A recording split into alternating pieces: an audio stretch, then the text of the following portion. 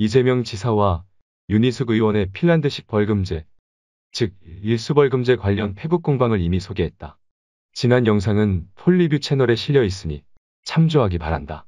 4월 27일 이재명 지사와 윤희숙 의원의 3차 공방이 있었다. 먼저 이재명 지사의 견해를 들어보자. 서울만 갈 수 있다면 뭐로 간들 어떠리? 공정벌금은 어떻습니까? 재산이든 소득이든 재산 소득 모두이든 벌금은 경제력에 비례하는 것이 실질적 형평에 부합하고 제재의 실효성을 확보합니다. 경제력 비례벌금제는 수십 년 전 서구 선진국이 도입한 제도입니다. 스위스는 과속벌금으로 경제력에 따라 최고 11억을 내게 한 일이 있고 핀란드 노키아 부사장은 과속으로 2억 원 넘는 벌금을 냈습니다. 아이슬란드와 노르웨이는 기본벌금에 연간 소득 10%가 추가된다고 합니다. 기초생활수급자의 5만 원과 수백억 자산가나 억대 연봉자의 5만 원은 제재 효과에서 현저한 차이가 있습니다. 하루 몇만 원 버는 과일행상의 용달차와 고소득 자산가의 취미용 람보르기니의 주차 위반 벌금 5만 원이 같을 리 없습니다. 재산 비례벌금, 소득 비례벌금, 소득 재산 비례벌금, 경제력 비례벌금, 일수벌금 등 명칭이 무슨 상관이겠습니까? 벌금의 실질적 공정성 확보 장치인 만큼 명칭 논쟁도 많으니 그냥 공정벌금 어떻습니까? 뭐로 가도 서울만 가면 되고 명칭보다는 실질이 중요합니다. 이름은 어떻게 붙여도 상관없습니다. 저 역시 벌금 비례 기준으로 재산과 소득 모두여야 한다고 고집할 생각이 전혀 없습니다. 재산 아닌 소득만 비례해야 한다는 국민이임 주장도 대환영이며 국민이임이 경제력 비례벌금 제도를 동의하시는 것만도 감치덕지입니다. 재산 비례벌금제나 일수벌금제로 불리는 공정벌금은 전두환, 노태우 정권, 노무현 정부에서도 논의되었고 문재인 정부의 공약이기도 합니다. 그러나 번번이 재산 파악과 기준 설정이 어렵다는 이유로 도입에 실패했습니다. 완전 공정에 이를 수 없다고 완전 불공정에 머무르자는 것은 거부의 다른 말입니다. 첫 술밥에 배부르지 않고 천리길도 한 걸음부터인 것처럼 완전 공정이 어렵더라도 조금이나마 더 공정할 수 있다면 개선하는 것이 정의롭습니다. 자산과 수입 기준으로 납부금을 정하는 건강보험과 국민연금은 기준이 완벽해서가 아닙니다.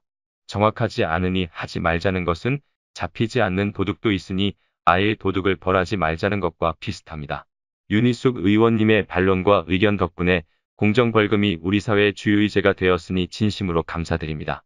논쟁 과정에서 한 제 표현에 마음 상하셨다면 사과드리며 공정벌금제도 입법화에 적극 나서 주실 것을 부탁드립니다. 선별복지는 절대 반대하면서 선별벌금은 공정하다는 이재명 지사님의 철학은 대체 뭡니까? 지사님, 부자나 빈자에게 벌금이 주는 실질적 부담과 제재 효과를 동일하게 해야 한다면 왜 이를 벌금에만 적용하시는지요? 말씀처럼 재산 파악이나 기준 설정이 완전하지 않더라도 선별적으로 벌금액을 매기는 것이 공정이라면 국가가 제공하는 현금복지도 부자와 빈자에게 실질적 효과가 동일하기 위해서는 어려운 사람을 더 지원해야 하지 않을까요? 가난한 사람에게 현금 지원을 집중하는 선별 지원은 반대하시면서 선별벌금만 주장하는 철학과 가치는 뭔지 몹시 궁금합니다. 같은 범법에 대해 벌금을 재산에 비례시킨다면 전기나 수도 사용료도 재산에 따라 비례해야 할까요? 국가의 행위 중 벌금만 따로 떼내 공정이 무엇인지를 논하는 것이 얼마나 편협한 시각인지를 말씀드리는 것입니다. 세금 중에도 소득에 누진시키는 소득세가 있지만 부가가치세는 같은 재화를 소비할 때 누구나 같은 액수의 세금을 부담합니다. 국가가 개인에게 돈을 꺾고 나눠주는 다양한 통로에서 어떻게 공정을 구현할 것인지는 시급한 문제는 보수해 나가되 우리 사회가 지향하는 공정이 무엇인지에 대한 성찰과 공감대 형성이 필요하다는 뜻입니다. 어떤 아이템으로 표를 넣을지에 매몰돼 그때그때 말을 바꾸는 것은 바람직하지 않습니다. 그리고 대선 후보쯤 되시는 분인이 토론 방식 중 몇 가지는 꼭 시정해 주시길 바랍니다. 1. 상대방의 발언을 왜곡하는 것. 저는 어제 분명히 저소득층의 고통을 줄이기 위해 저소득층 대상으로 벌금액을 감경하는 것에 찬성하나 소득이나 재산에 비례시키는 것은 사회적 수용성을 고려해 지금으로서 반대한다고 밝혔습니다. 이렇게 분명하게 밝혔는데도 제가 벌금을 소득에 비례시켜야 한다고 주장했다며 거짓을 말하시는군요. 의도적 왜곡이 아니라면 상대방의 독해력을 문제 삼으신 분으로서 일단 글을 찬찬히 읽으셔야 할 것 같습니다. 2. 상대방 지적에 물타기로 반응하는 것. 지사님이 예로 든 핀란드를 비롯해 몇몇 국가에서 사용하는 일수벌금제의 다른 명칭이 엄연히 소득기반벌금제인데도 굳이 재산비례라 왜곡하신 이유가 무엇인지 질의드렸었습니다. 작금의 한국 사회에서 소득과 재산의 구별이 얼마나 중요한지 몰랐나, 아니면 재산비례라는 말로 국민 편가르기를 시도했나의 질문입니다. 서울만 가면 뭐로 가도 그만이라 대답하신 것은 소득과 재산 구분의 중요성을 놓쳤을 뿐 의도적 왜곡이 아니었다는 간접적 인정입니까? 두 사람의 이번 논쟁은 정책 토론의 순기능적 측면을 이끌어냈다. 진영 논리의 사슬을 완전히 끊어내지는 못했지만 벌금 제도의 변화로 이어질 경우 건전한 토론의 초석을 마련했다. 우리 정치 현실에서 경기도지사 위상은 유력 대권주자였으나 골문 앞에서 주저앉은 사례를 자주 볼 수 있었다. 이재명 지사는 이번 기회에 과거 대부분의 경기도지사들이 왜 그런 전철을 밟을 수밖에 없었는지 깊이 성찰해보는 것도 좋겠다. 안녕하세요. 경제통통 희망팡팡 윤희숙입니다. 구독자 5만을 돌파했습니다. 감사합니다. 이제 저희는 꼬꼬마가 아니라 명실상부한 꼬마 유튜버가 됐습니다. 그 특집으로 여러분께 저희가 질문을 받았는데 100개가 넘는 질문들이, 아주 좋은 질문들이 많이 들어왔습니다. 그래서 정말 감사하고요. 오늘은 그 중에서 저희가 재미도 있고 또 깊이도 있고 또 굉장히 성의껏 써주신 그런 질문들을 몇 개 골라서 그 시간이 허락하는 한도 내에서 대화를 나눠보려고 합니다. 제일 먼저 1번 우리 김지혜 씨, 김지혜 선생님이 보내주신 것, 국회의원 생활 막상 해보니 가장 어려운 점이 뭐냐. 저는 표정 관리가 제일 어려워요. 상임위 할 때 보면 너무 제가 이해할 수 없는 이거 뭐지? 이런 질문들이 많고 발언도 많은데 그걸 보면 제가 이거 뭐지? 이런 얼굴이 나오면 카메라가 찍으니까 그거를 숨기느라고. 그래서 사실 저는 마스크가 살려주는 면이 좀 있습니다. 우리나라에서 가장 시급하다고 생각하는 정책 하나만 꼽는다면 저는 이거 나중에도 다시 나올 것 같은데 우리 지금 국민들이 되게 갈라져 있습니다. 이거를 치유하고 하나로 만드는 그런 정책들이 가장 시급하다고 생각을 하고요. 그건 이제 나중에 다시 말씀을 드리겠습니다. 댓글 다 보십니까? 네, 다 봅니다. 페이스북, 인스타, 유튜브 다 봅니다. 그리고 제가 너무 바빠서 좀 놓치는 일은 있을 수 있으나 다 보는 것을 원칙으로 하고 있습니다. 국회의원 되기 전과 직접 만나보니 이미지 반전이었던 동료 의원님. 제가 텔레비로 봤을 때 굉장히 좀 너무 엄숙하다 이런 느낌을 받았던 분이 부산의 김도읍 의원이신데 이분 직접 만나보니까 너무너무 장난꾸러기세요. 명랑하시고 그래서 굉장히 반전입니다. 폴리뷰에서도 질문 하나 하겠습니다. 현 김도읍 의원은 2019년 12월 총선 불출마 선언을 한 걸로 알고 있는데 어찌 아직도 국회의원입니까? 블루블루님 고등학교 때 전교 몇 등 하셨습니까? 몇 등이라고 얘기할 수 없는 수준이었습니다. 잘하고 열심히 했는데 뭐 우리 학교에서 굉장히 잘하는 애가 윤희숙이야 이런 얘기는 잘 못 들어봤습니다. 어릴 적 꿈은 그때그때 변해서 제가 좀 말씀드리기가 좀 뭐하고요. 시를 보면 시인이 되고 싶었고 그 캔디 만화 보면 또 간호사가 되고 싶었고 그래서 뭐 굉장히 빠르게 다양하게 변했습니다. 본인이 정치인이 될 거란 생각을 하셨습니까? 전혀 못했습니다. 작년 2월에 제가 이 여의도에 계신 분들하고 접촉하기 전까지 한 번도 생각을 안 해봤습니다. 그리고 이용주님, 의원님 왜 숏컷만 하시나요? 장발 사진 공개 원합니다. 네, 공개하겠습니다.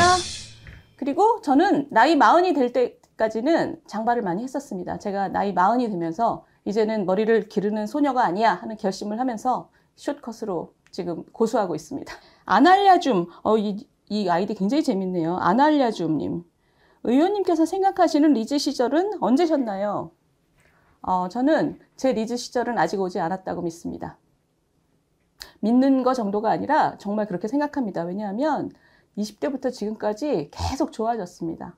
제가 굉장히 불안하고 불안정한 그 젊은이였는데 점점 더 편안해지는 게 왜냐하면 내가 뭘 좋아하는지 이제 제 자신에 대해서 알기 시작하는 것 같고 남들하고 다르거나 남들을 따라할 필요가 없거나 뭐 이런 것들을 점점 더 알게 되는 것 같아요. 달라도 상관없다. 안 따라해도 된다. 그래서 저는 이런 추세라면 앞으로 점점 더 좋아질 거라고 생각합니다. 그리고 산이이님, 20대에게 추천하고 싶은 경제학 도서. 이 책을 알려달라는 분들이 몇 분 계셨어요. 경제학 도서로는 제가 어제 이렇게 생각을 해봤는데, 그 글레이저 교수라는, 하버드의 글레이저 교수라는 분이 쓰신 도시의 승리라는 책을 제가 권합니다. 이게 경제학 교과서는 아닌데, 읽으면 경제학하는 사람들이 어떻게 세상을 보는지를 굉장히 잘 알 수 있습니다. 그 도시를 개발하면 환경을 파괴하고 결국은 사람의 생활을 망치고 뭐 이런 통념들, 경제학자들은 기본적으로 이런 통념과 싸우는 사람들이거든요. 데이터를 가지고. 그래서 경제학자들이 뭐 하는 사람인지 알 수 있는 굉장히 좋은 책입니다.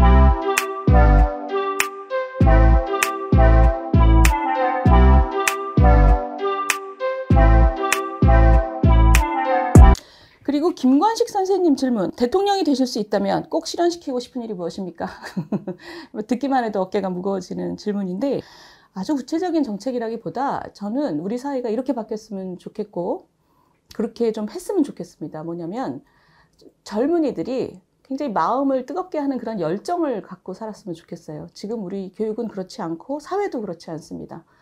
그게 마음의 열정을 가질 수 있도록, 그런 걸 키울 수 있도록 교육이 됐으면 좋겠고, 그런 열정을 가지고 사회에 나갔을 때 여러 가지 시도를 마음껏 할 수 있도록 어떤 규제 환경이라든가 사회적인 분위기가 바뀌었으면 좋겠습니다. 이게 결국은 교육과 규제 개혁인데, 이런 딱딱한 얘기를 빼고라도 우리 사회가 이랬으면 좋겠다. 뭔가 시도하는 사람들을 위해서 그것이 되도록 사회가 도와주는 그런 분위기가 됐으면 좋겠다. 이런 게 아마 제일 큰 소망인 것 같습니다. 조익선 선생님, 연설 때 엄청 떠셨는데 왜 그러셨습니까? 굉장히 창피한데, 제가 얘기하다 보니까 굉장히 흥분했어요. 흥분하고 말을 하면 할수록 더 화가 나는데, 그걸 여기서 눌러야 되니까. 그래서 저도 느꼈습니다. 말하면서 여기가 막 떨리고 있다는 걸 느꼈는데, 카메라가 이건 못 잡겠지 했거든요. 나중에 영상을 보고 정말 저는 너무 창피해서 네이버 실검에 올랐을 때 제가 정말 다 지워버리고 싶었습니다. 이 외에도 굉장히 많은 질문 보내주셨는데 저희가 시간 관계상 이렇게 뽑았습니다. 양해 부탁드리고요. 앞으로도 이런 기회를 여러 번 맞겠습니다. 그러면 우리 5만 구독자를 가진 꼬마 유튜버 축하해 주시고요. 저희가 또 감사드리고, 그리고 한 가지 부탁 말씀은, 저희가 10만이 되면 북한산 정상에서 라이브를 해야 되는데 너무 더울 때 하지 않아도 되도록 좀 주변에 많이 알려주시면 감사하겠습니다. 구독!